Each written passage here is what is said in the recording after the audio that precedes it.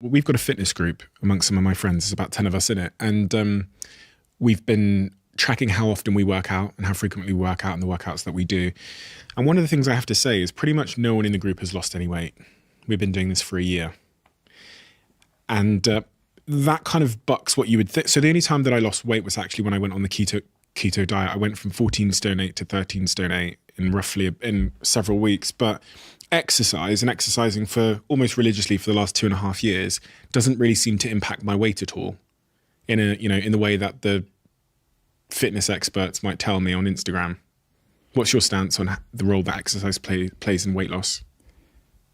It has very little role in weight loss. All the studies, long-term studies, show it doesn't help weight loss, and it's been grossly exaggerated as an easy fix for our obesity problem. Exercise doesn't help weight loss? No. All the studies show that. The only caveat to that is if you have changed your diet, improved your diet, and you've lost some weight, maintaining some exercise does help prevent it going back up again. But as on its own, if you don't change your diet, it's of no use. And that's well known now by all the obesity experts and all the studies. Does sugar make us fat? Is that the culprit? Is that one of the main things that's contributing to? No, again, that's reductionism. Okay. But the reason exercise doesn't work is, it's important to realize this, is because we all know this, that you go for a walk, you build up hunger before a meal. That's what your parents told you, and everything about exercise is after it, your body slows down, your metabolism slows down, and it tries to regain the energy that you've lost. That's just our evolution. And so that's why it's great for your health. I exercise, fantastic for your mood.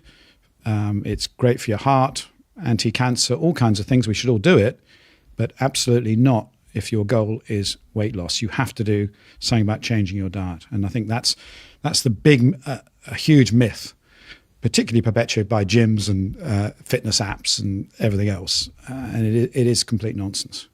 I read that you, when you looked at studies over 30 years and you looked at how many studies had been done on the relationship of exercise and weight versus things like sugar and weight, there was 12 times more studies done on the relationship of exercise and weight versus sugar and weight. And why is that?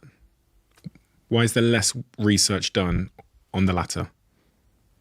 I think that's the influence of governments and the food companies and the drink companies.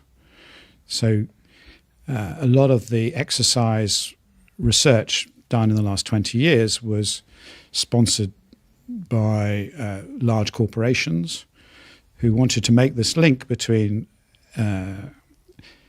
exercise and weight loss so that they could continue to sell sugary, ultra-processed foods and drinks and just say it's childhood obesity is because we don't have playgrounds and we don't encourage this. And that's why the Cokes and the Pepsis are always there at the sponsoring Olympic events and associating themselves with sport.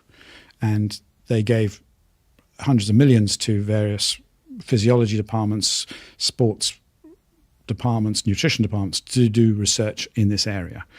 Basically, it was really hard to get anyone to do research into how sugary drinks make you gain weight or cause problems, because the amount of money for nutrition has been abysmally poor, from governments, and that's why only the first ever study of ultra processed food in a controlled trial was only about 3 years ago, and it's been around for 30, 40 years. So such is the power of that lobby that it doesn't necessarily distort the research in a sort of evil way, but they point it to make sure that the researchers are working in an area that they want people to work in, and distracting them, keeping them away from talking about sugars or even artificial sweeteners, which in my view are nearly as bad because they're sort of hidden, and deflecting us from the idea that yes, giving kids sugary drinks or even artificial sweet drinks is going to be bad for them and cause obesity. Wait, so I cut out sugary drinks about a year ago. I still have the same brands, but I have the no sugar version. Oh dear. Oh shit. What do you mean, oh dear? Well, all the summary of the trials shows that if you take young adults and kids, and they were, say, on 2 cans of, full sugar sodas, and you change them to the diet version, there's no real difference in weight or metabolic changes in their blood.